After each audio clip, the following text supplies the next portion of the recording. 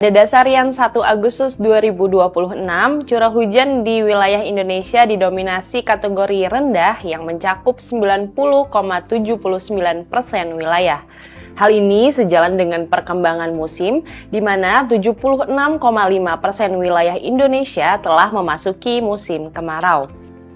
Meskipun demikian, perluasan musim kemarau tidak serta-merta menghilangkan potensi hujan. Pada tanggal 10 hingga 13 Agustus 2026, hujan dengan intensitas sedang masih teramati di Kepulauan Nias mencapai 44 mm per hari, di Sumatera Utara 28 mm per hari, dan juga di Papua Pegunungan mencapai 23 mm per hari.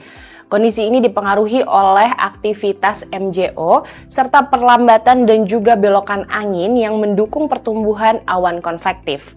Akibatnya, hujan lokal masih dapat terjadi di tengah dominasi musim kemarau dan juga pengaruh El Nino.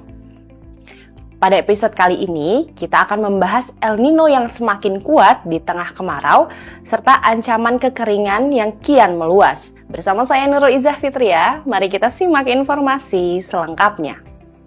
Sobat BMKG, dalam sepekan ke depan, atmosfer Indonesia masih dipengaruhi oleh El Nino yang sangat kuat dan juga kecenderungan IOD positif yang mengurangi suplai uap air dan juga menyebabkan kondisi atmosfer yang cenderung lebih kering.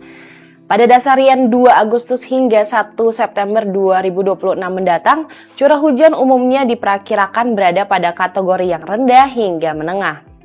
Curah hujan rendah masih berpotensi terjadi di Sumatera, Jawa, Bali, Nusa Tenggara, Kalimantan, Sulawesi, Maluku Utara, Maluku, hingga Papua. Sehingga potensi hujan dalam beberapa dasarian ke depan tetap masih terbatas. Namun demikian, dinamika atmosfer regional dan lokal masih mendukung pertumbuhan awan hujan. Dalam sepekan ke depan, aktivitas MJO dan gelombang Kelvin diperkirakan mempengaruhi sebagian wilayah Sumatera dan Kalimantan, sehingga berpotensi meningkatkan aktivitas konvektif, terutama di wilayah yang didukung konvergensi angin dan juga labilitas atmosfer lokal. Berdasarkan dinamika atmosfer tersebut, berikut perakiraan cuaca di Indonesia terutama periode 14 hingga 16 Agustus 2026.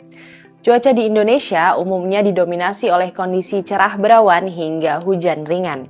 Perlu diwaspadai adanya peningkatan hujan dengan intensitas lebat yang terjadi di wilayah Aceh, Sumatera Utara, dan juga Sumatera Barat.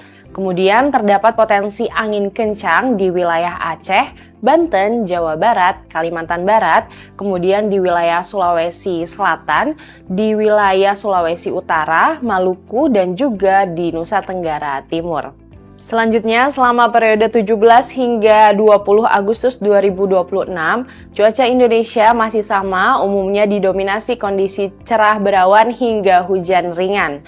Namun demikian, perlu diwaspadai adanya peningkatan hujan dengan intensitas lebat yang berpotensi terjadi di wilayah Sumatera Barat dan Papua Pegunungan.